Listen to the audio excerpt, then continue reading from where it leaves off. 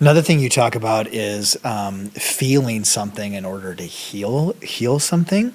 Can you explain a little bit of that? Like, Yeah. Yeah, it's a very therapist thing to say, right? yeah, So you need to feel your emotions and you need to go through it.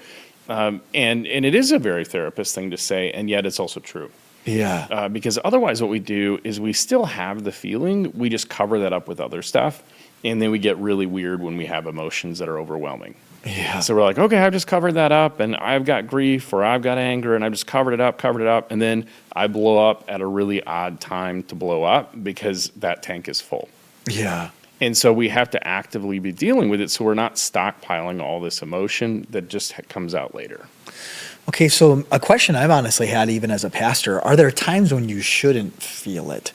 And are there things in the past that it's like, nope, that is buried. Just leave it alone. Yeah, what would you say about that? Are there times when it's not good to feel something?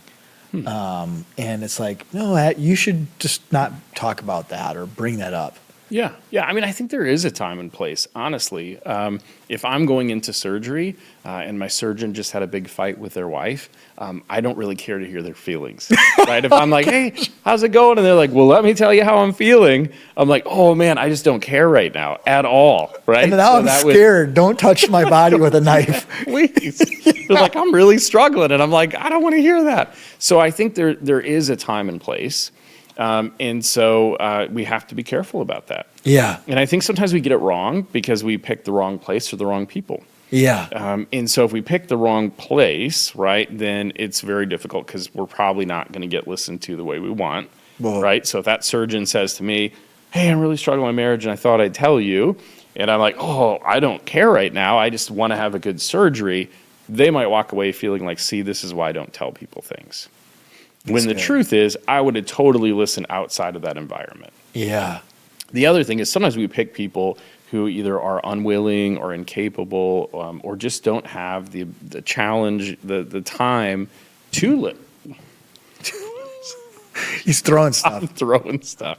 I apologize, but they don't have that ability, and so we pick somebody. And oftentimes, if we come from a difficult past, we tend to pick people that we knew before, who might be unavailable, or might not be interested in our changing. And then we say, hey, let me tell you this stuff, and they don't respond, and then we say, this is why I don't do this. Is there, just to ask before I go, I want to talk about the right people here in a second, but are there times when even like with the best place and best people, you still really shouldn't evaluate your past? Whether it's I don't even know what the circumstance would be. Maybe to something like, hey, you've already developed that, like you've already worked through that. You don't need to keep visiting that. Like, Yeah. but I think most of the time we haven't worked with it, and it's buried in our backyard. Yeah, it's smelling usually we haven't done it. But if you have, I talk to people about, because, people come to me, they're like, how long are we going to do this? And I'm like, well, oh, forever. I'll just meet you every week for the rest of your life. And they're like, are you serious? And I'm like, no, that's how we're going to do. Our trauma and our woundedness and our background, it's a lot like a cemetery. Okay, so it's a dead space. Nothing new is happening there. And so we need to honor it and give it the attention that it needs, but we don't live there. I'm not trying to get somebody to live there. And so I want you to be able to visit if you need to, but not to live there. And so that's really the goal that we have, is like deal with it enough that you kind of know where it's at, and it doesn't leak into everything else, but then visit as needed.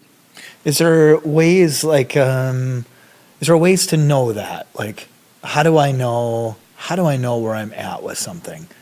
Like, I don't even know if there's a silver bullet answer to know that, but gosh, I think I maybe have or know. Like, how do you know? How do you know that difference? Yeah, do you have peace and acceptance about it?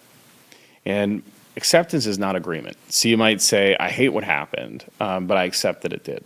Okay, so there's no longer this kind of wrestling match that we're doing internally. And then the peace about it is just saying, yep, it's what happened. I'm at peace, I'm neutral about it. Or I can see more objectively. So I think that's the point we're trying to get at. That's It's good. kind of the more 10,000 foot view instead of being on the ground with it.